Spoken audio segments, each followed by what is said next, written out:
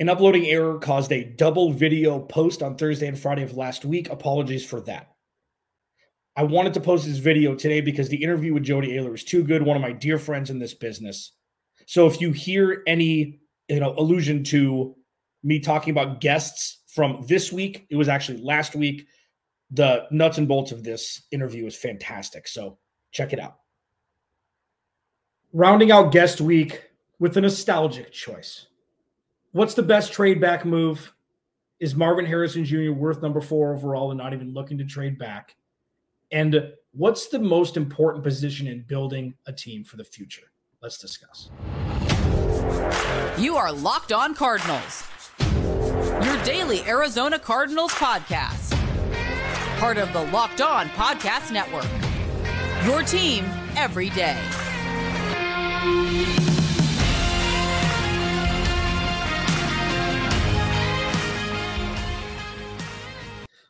Welcome in, Locked On Cardinals. Alex Clancy here. Follow me on Twitter at Locked On AZ Cards for the time being.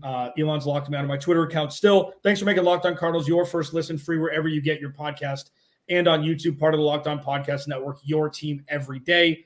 Guest week has been fun. Mina Kimes, Kyle Odegaard, Matt Hamilton, Ari Meirov yesterday, My Sports Update, and now my favorite radio voice in Phoenix since I've left, obviously, the one that's left. Jody Oehler, Fox Sports 910, host of The Drive, 6 to 10 a.m. on Fox Sports 910 Phoenix. My old associate, Jody. Thanks for joining me, dude. Clancy, good to see you, man. We've been through some wars together. We went through the pandemic together where I was in a closet and you were in the studio, and we made it. I actually talked to somebody about that, and just like replicating what I felt every day, the amount of text messages we had to send to each other in a 4-hour span, and your daughter's coming in and you being like a little hermit in this little closet. It was just, wow, that was wild. Well, the worst was we would lose the connection like once normal human beings woke up and started, like everyone was schooling and working from home, and then we would try to have guests on and there'd be like a 6-second delay, and it's like, I guess we can't talk about sports because there weren't actually any sports going on, but we somehow did it anyways. Yeah, and driving to work was like The Walking Dead. It was like there's just nobody on the freeways at all, especially early that morning. Yeah, and you know what? That was around the time with, Cliff Kingsbury. Is it Cliff? Is it Kyler? Steve Keim? The roster building was just null and void. It was Isaiah Simmons. It was Zaven Collins. It was, what the hell are we doing here? And now things are very different. So this is how I've been structuring these episodes. One, I want to get your thoughts, pretty much a little synopsis of 2023. Did it really feel different, or is it just new?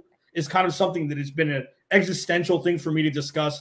The offseason so far is fascinating. Little baby steps, very unsexy, but necessary. And then we'll get into these positional rankings that you had. You took a segment out and did your show last week, which I thought was fascinating. I've referenced it a couple times as pertaining to Marvin Harrison Jr. at 4, or the alternative, which is in the final segment, Marvin Harrison Jr. or trade back. Again, thanks for making Locked On Cardinals your first listen, free wherever you get your podcast, and on YouTube, part of Locked On Podcast Network, your team every day. This episode is brought to you by FanDuel. Make every moment more. Right now, new customers get $200 in bonus bets with any winning $5 bet. That's $200 if your bet wins.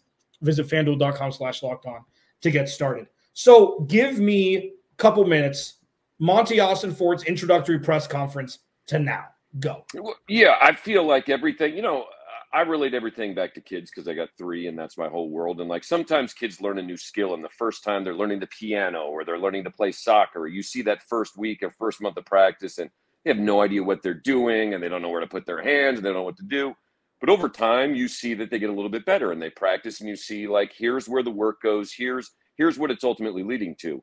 That's what I view this sort of past season for the Arizona Cardinals. Like, did it look pretty? No. But was it clear that they were getting reps on something that would pay dividends in the future? Of course, where before the failure just felt in a vacuum, like they were just failing, like the Cardinals were just failing. They didn't have a plan. They didn't have a safety net. They didn't have anything they were grasping onto. So when Monty Austin-Ford was hired, there was skepticism. I think there was skepticism from a lot of Cardinals fans because we'd been through this kind of got conned, to be honest, by Cliff Kingsbury and Steve Keim and Michael Bidwell. And were we going to get conned again? And why didn't we get Sean Payton? And why did the GM candidates turn the Cardinals down? And so I kind of entered the year where my guard was up and I was like, all right, Jonathan Gannon seems a little over the top. And Monty seems a little nervous. Is he underqualified for this job? But he's a yes man. And honestly, I don't know that I've ever been more confident in a Cardinals leadership trust than I am this current version. And that includes Bruce Arians and Steve Keim. That includes anything involving Ken Wisenhunt and Rod Graves. And I feel like the competency, the strategic plan, and the execution have all pointed the Cardinals in the absolute right direction. It seems like there's just a plan. We've gone into every offseason. We have no idea what the hell Steve Keim's going to do. We just have no, because there's nothing that he did before that would open up the leaves and be like, oh, this is the goal here. Right. And, you're right. I mean, he was given the reins right away with the draft, and it's like, well, hope he doesn't mess this up after zero was done in free agency last year. And then talk to me about once you get – so those are the preconceived ideas. Okay, then you start to see it obviously incrementally through the season. Talk to me about the play on the field. Like, is this – I call it the proof of concept here. And just talk to me about what you saw. Obviously they lost more than they won, but kind of give me a little in-depth thought about that. Yeah, I thought immediately out of the box, what you look for hallmarks of coaching are, do players respond to you? Do they play hard? And they did immediately.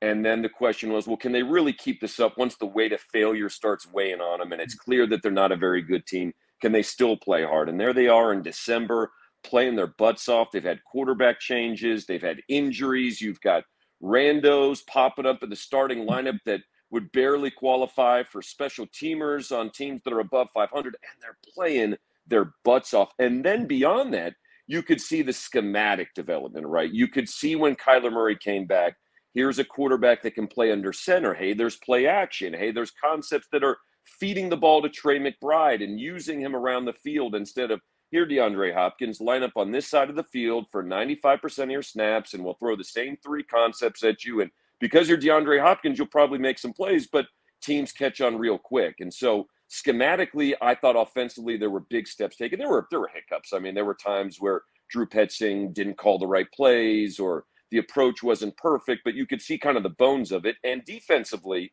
I think what we worried about is, can Jonathan Gannon defense succeed outside of this Philly environment where there were just dudes everywhere? Yep. There were just playmakers everywhere. And they did. I mean, there were Kaiser White before he got injured, looked like an interesting piece. And I know they struggled with the pass rush, but we saw, and the cornerback injuries were proliferate. But to me, I just saw the bones of an offensive and defensive scheme and a team with a real culture, with real leadership, who were clearly responding. Kyler Murray was a different dude last year. I mean, that's the proof of concept, right? Kyler, I would joke on the show, I don't know if he went on an ayahuasca trip, because it's like he saw some new way vision of the world where he was happy. He was speaking at press conferences with more of a smile than a frown on his face. It wasn't mumbling about, oh, I hate these things and practice sucks and why do we do it? And he was a real different quarterback. And I thought he answered all of the questions we had, and that's directly traceable back to Jonathan Gannon, because what me and you and everyone else saw with Kyler Murray is what the world saw, is like bad body language on the field, bad body language off the field, not a guy that can really lead from the front with that attitude. And I thought, Kyler Murray is a Braveheart speech short of being the leader that this team needs. Yeah, it's fascinating. Jody Oehler, host of The Drive, Fox Sports 910 Phoenix, 6 to 10 a.m., Monday through Friday, longtime host over there at radio, JODY, as he mentions on Twitter. The thing for me, and we'll pivot here into your position ranking in a sec, him sharing on social media, out of any quarterback, this is one where it actually resonates with what you want from somebody like him. Like, it seemed like that was so uncomfortable initially. Pictures of his dog, pictures of being with friends, pictures with fans and stuff. Normally, I think social media is a joke. I know you famously don't follow players. Like, it doesn't matter. But with him making the effort to give us a little introspection into his life, did that stand out to you? Or is that something like, I'm like, wow, this is different going into this? No, I think it's a good point. He's honestly a different dude publicly. I mean, I make the joke about it. I'm like, did he get into therapy? What?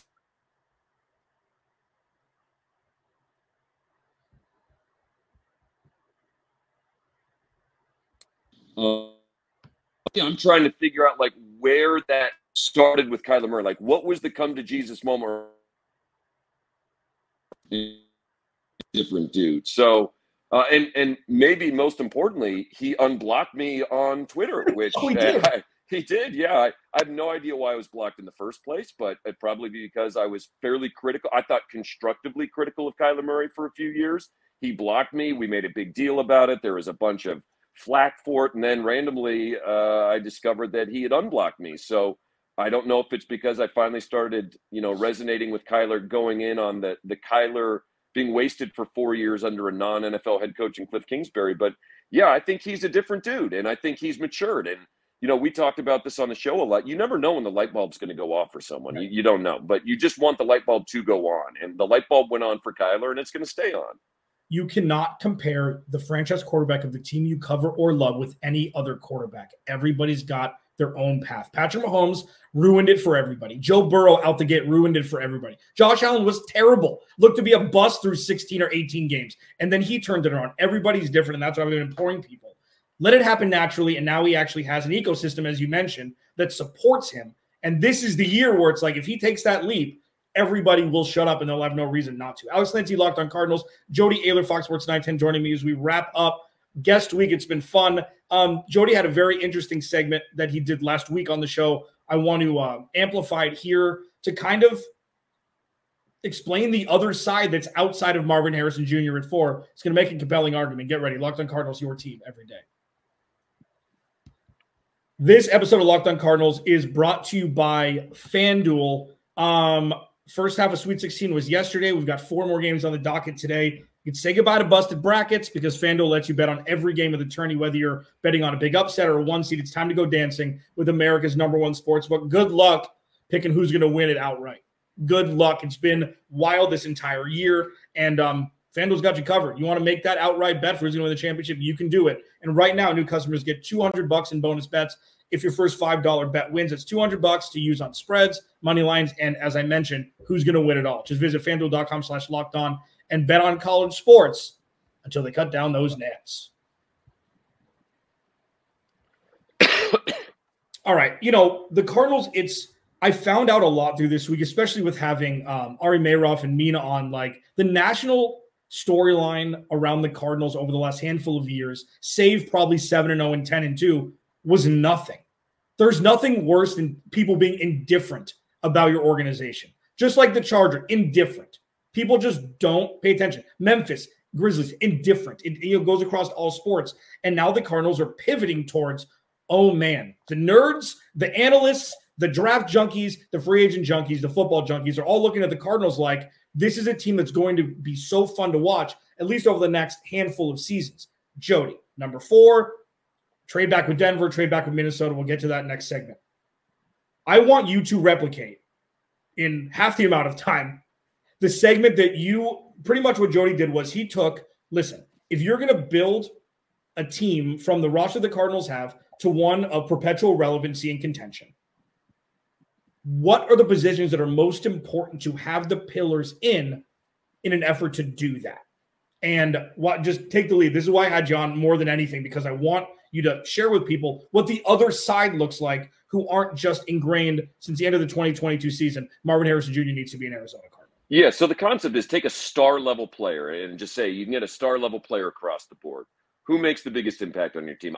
And if I'm ranking it, I go defensive tackle 1. I think it's the rarest of finding a human being that size and disruptive, collapsing the pocket, a defensive tackle that can dominate at the point of attack, positively impacts every other position on the defense. That would be number 1. Number 2 for me is probably an offensive tackle, right? If you can protect your quarterback. And by the way, all of this starts with the conversation. The quarterback is the clear number 1 on this. It's just everything after quarterback. Yeah. So then I go offensive tackle, because to me, protecting the quarterback and allowing your offense and your scheme to have a chance to succeed is a must. And then number 3, I would go edge rusher, right? Because we just talked about if you can disrupt the offense from getting in rhythm, then you're going to succeed as a team on both sides. So I would go edge rusher. We've seen those freaks get paid and get traded for multiple first-round picks. Number 4 is where it gets interesting.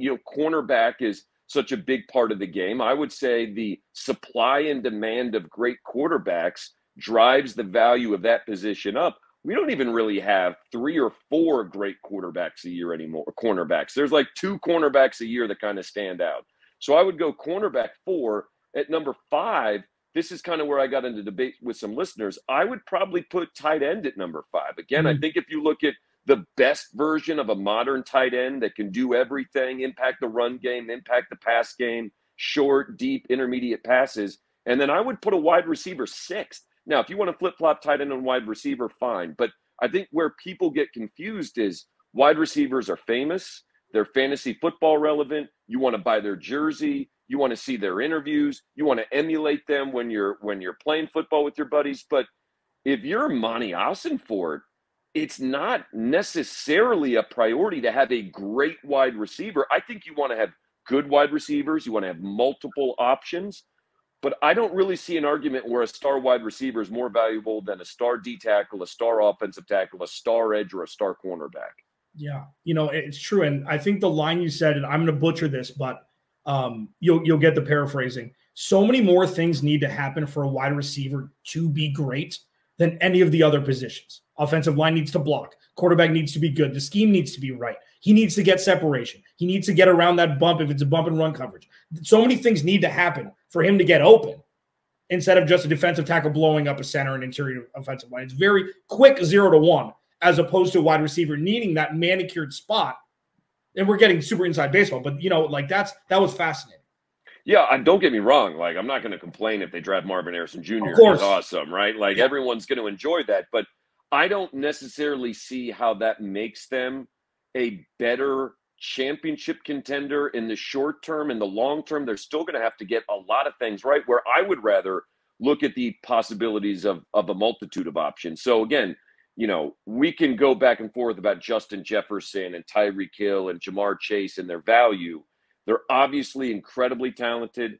Everyone loves watching them play, but there's just such a different premium on other positions that the Cardinals do not have. This is something I talk about a lot, Clancy, is like the Cardinals have a lot of long-term roster problems that they have not yet solved. Last year was about finding the bottom, and they found the bottom. Now it's about working their way back up from the bottom, and they've just begun that process. The guys they're signing this offseason, 1 and 2 year deals. That means 1 to 2 years from now, there's still gigantic long-term holes. The guys that are under contract beyond next season are largely rookie picks from a year ago. And as impressive as a class as it was, that's only like 9 dudes that are going to be under contract beyond Kyler Murray potentially. James Conner's a free agent. And we could go through the list.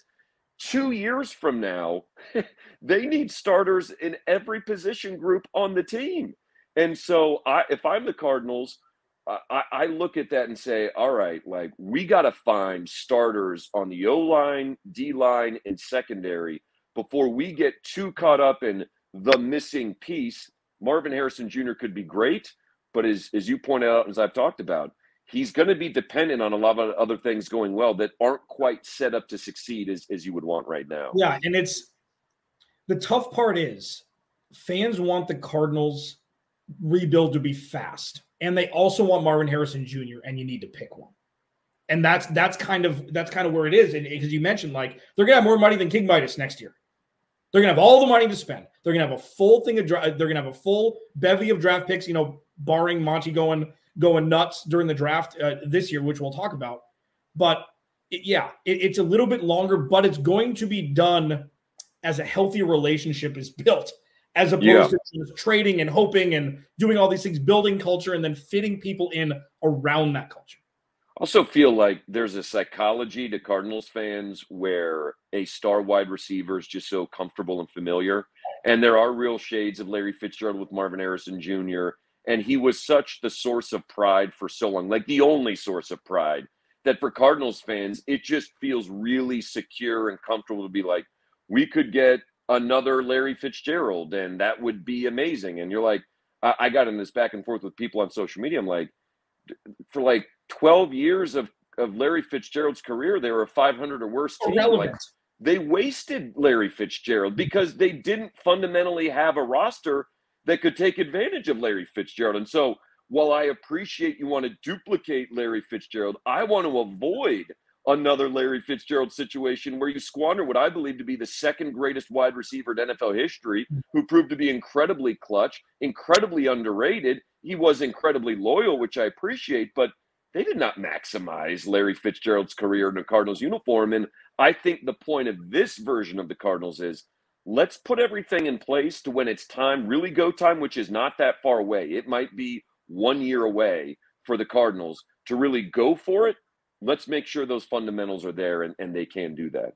Yeah, Jody Oehler at Radio Jody on Twitter, host of The Drive, Fox Sports 910, 6 to 10 a.m. Monday through Friday. One last thing before we pivot to the actual nuts and bolts of this.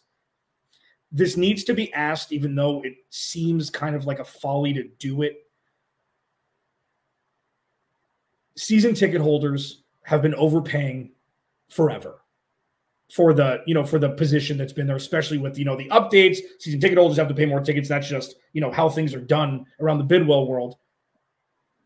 Do they deserve 5% of the say inside Monty Ossenfort's head? Or is this purely just, it's so much better to put a winning team out there set up with more mundane picks who could be stars than 8 teams just jumping off the shelf if BJ Ojulari does give up his number? I mean, the quickest way to be a losing franchise is to base decision based on what fans want. Yeah, right. Or like idiots like me and you think. Like Monty Ossenfort, even if we turn out to be like, if what I think is the right thing is what Monty Ossenfort does, there's a 0% chance Monty Ossenfort is being influenced by some knucklehead screaming in the radio. You have to be able to go into it doing what you do because you believe in it. Fans will follow. That's what we are. We're followers. As soon as the Cardinals start winning, last year people fell into place with Jonathan Gannon and people were skeptical about it like I was. People fell into place with Kyler Murray. He went from a guy we can't wait to get rid of and draft Caleb Williams. Suddenly, keep your hands off Kyler. He's our guy. We'll stand up from through thick and thin. So, no, I don't think any diehard, loyal Cardinals fans, and by the way, season tickets aren't overpriced if you're willing to pay that price, right? Yeah. The price that you're willing to pay is the price you're able to get. Okay. Those fans, they don't get a say. They just got to sit back and hope the results are there. And I think they can feel pretty comfortable that their money will be a little bit better spent this time around with this leadership. Yeah, and maybe won't be selling to all of the visiting teams for a premium. Hopefully, unless you're in apparently an oceanside casita in the end zone, which is right. Yeah, for sure. You're little owned Vegas here in Glendale, Arizona. Jody Oehler at Radio Jody on Twitter. We know that Marvin Harrison Jr. is good, so we're just going to punt on that. What's the best move at 4? If there are 2 offers to trade back, which is more beneficial for the Cardinals, as I'll lay out. And we'll wrap this up here on Guest Week, Locked on Cardinals, your team every day. All right, Jody. So Marvin Harrison Jr. is good at football. He's going to go in the top 5. Cool. Now, so Minnesota has been the one. They traded up with Houston. They now have 11 and 23. I had Luke Braun from Locked on Vikings. I know you've had him on your show before. Really, really smart dude. And he said to me, I think it was 2 weeks ago now, he said, Minnesota's trading up. It just depends on who they're trading up with. And he was so adamant. He's just like, he's very ingrained there. And it's when they have that mindset, they're trading up for J.J. McCarthy, whoever the hell it is. That puts more emphasis on the Cardinals being irrational and irresponsible to not take a deal that is unable to pass up. Now, I'm going to ask you this. First of all, is 3 first-round picks the baseline? To move back to 11 or 12? Yes. It is. Yes. 100%. Yes. Okay. It's a first-round pick this year and 2 additional first-round picks. Yes. Okay. So if that's the case, and you get a call on your Monty Ossenfort, and you get a call from Denver saying, we'll give you this year's 1 in 2025 and 1 in 2026, or you get Minnesota saying you'll get 11 2023 or 11 23 and then next year's first, which is the better for this team in their rebuilding process and ever to be relevant again? The Minnesota pick. I think this draft perfectly aligns with the needs that they have as a roster. And when you start talking about 3 firsts in a year, now I know the last time that happened it was the Raiders, and every single player they drafted was awful. But I trust Monty Ossenfort. I think this year these position groups where you've got interior offensive linemen, even wide receivers at the end of the first round. Like I would not trade back and draft a wide receiver with my first round pick if I were the Cardinals. If I'm trading out of 4, I'm going to prioritize a different position with my first pick. But if I had 3 first rounders, Could I use it on Brian Thomas Jr. or Adonai Mitchell? Or I'm a lad's lad. I'm a Lad McConkey guy with a little tip of the cap to Steve Keim for his 6-foot wide receiver. I don't miss that. Yeah, no, but I love Lad McConkey. So I apparently was somehow influenced by that. But no, I think this draft perfectly aligns with the Cardinals' needs, and that ability to put 5 first-rounders on a roster over a 2-year period, or use those first-rounders to manipulate for further draft boards. But can I give you my latest little mini mock draft? What I think is actually going to happen on Locked On here. Sure. So I think 1, obviously Caleb Williams to the Bears. I think J.J. McCarthy goes 2 to the Commanders. I think Tom Pelissero's reporting's right. I think J.J. McCarthy represents what teams are looking for now, which is a Kirk Cousins floor. They know they can control. They know he's going to go through the reps. I don't think he's got the individual ceiling of the other 2 guys, but he's got the competitive ceiling as anyone in this draft. So I think McCarthy goes 2. I think the Vikings trade up with the Patriots at 3, and I think they land Drake May. And then I think at number 4, it's the Jaden Daniels, Antonio Pierce reunion. I think the Raiders would be the trade-up team. I think Jaden Daniels is going to slide, man. I watched that pro day. I don't understand why teams would be taking him number 2 overall. The only reason the Raiders make sense is because head coach quarterback Antonio Pierce kind of trying to give himself the best chance to stay in a dream job with a quarterback that he knows and coaches. I think Daniels is the 4th quarterback, and I think the Raiders are the team that want to trade up. And I think ultimately we see Michael Penix Jr. and Bo Nix fill in the Denver Broncos and other quarterback needy teams. But I think it's the Raiders at number 4. Well, that's fascinating. And it's still in the same world. They're picking back-to-back to back. Then Minnesota and the Raiders. Right. So the theory behind it's going to be the same. And that's fascinating. And the best part is the Cardinals know where they would be trading back to. So even with yours, that's going to be it. Can you get a guy there? I agree with you with the Brian Thomas Jr. Why the hell are you moving back 10 spots to take a wide receiver that's not the best overall guy in the draft? And I agree with all of that. Now, my favorite one here before we get out of here. So say the Cardinals do move back with, doesn't matter, the Raiders, Denver, or Minnesota. And they get the capital. It works best with Minnesota because they get 2 this year. I'm looking at the Falcons at 8 as a potential Paris Johnson Jr. trade back up if Rome Odunze or Malik Neighbors is still there. Now, the chance of Rome Odunze or Malik Neighbors being there now seems to be null. I mean, we haven't seen Marvin Harrison Jr. He's going to go top 5. What Malik Neighbors did was just accentuate what everybody already thought about him. The Rome Odunze one could be at 8, especially with Joe Alt most likely going to Tennessee. The Cardinals give 11 and one of the thirds this year to move back up. I feel like that would be an absolute 100% home run because you get the future capital like last year and you get the wide receiver 1, hopefully, of the future. Do you see Rome Odunze as a guy with Neighbors and Marvin Harrison Jr.? Do you see the second tier? Okay. No, I watch Rome Odunze more than any of the other 2 dudes because I'm a Pac-12 homer. Yeah. Rest in peace to the Pac-12. But every time you watch Rome Odunze, you're like, what does this guy do that anyone does better in college football? Now, again, like Marvin Harrison Jr., you had Jalen McMillan on the other side. You had Polk there. They had 3 top 3-round wide receivers, and Michael Penix Jr. Now Grubb, their offensive coordinator, is now with the Seahawks as their offensive coordinator. So they had a lot of talent there. But, yeah, no, I mean, I love Rome Odunze. I think he could be a number 1 wide receiver. I'd probably prefer him over anyone else, but now we're just splitting hairs, But here's where I always push back on that wide receiver fantasy with Cardinals fans is just like the Cardinals would demand a tax be paid for any team trading up. I think there would be it's not going to be a 3rd rounder. It might be a 3rd rounder and a future 2nd or a future and like 2/3. Like it's going to be a steep price. This isn't moving around in the 2nd round. You're moving around in the top 10. You might have to give up a premium 2nd round pick or more to move up, and then I think that equation changes a little bit. Yeah, that's interesting. Yeah, I mean, and this is all that makes sense. And it's all in a vacuum. The chance of the Cardinals getting 3 when it happens, you'd be like, oh wow, they got 3 first-round picks. You cannot look at the Trey Lance scenario. John Lynch has made so many boneheaded moves, but he's made it up. Like he's the positive version of Steve Keim. Like it's the wildest thing where he's able to do it. Now they hit obviously splash on a bunch, but the Trey Lance, you can't look at the Trey Lance thing and directly correlate it to now. John Lynch and Steve Keim went to the same happy hour, but John Lynch took the Uber home and Steve Keim didn't. That's like basically describes the difference between the two. That's the see, we like to speak in analogies here. I think Jody and I bred that together over at Fox Sports. Figuratively speaking, of course. Figuratively speaking. Yes. He was never head of security for the Cardinals, nor did he tell anybody that. Jody Oehler at Radio Jody on Twitter. You can hear him on the Drive, Fox Sports 910 Phoenix.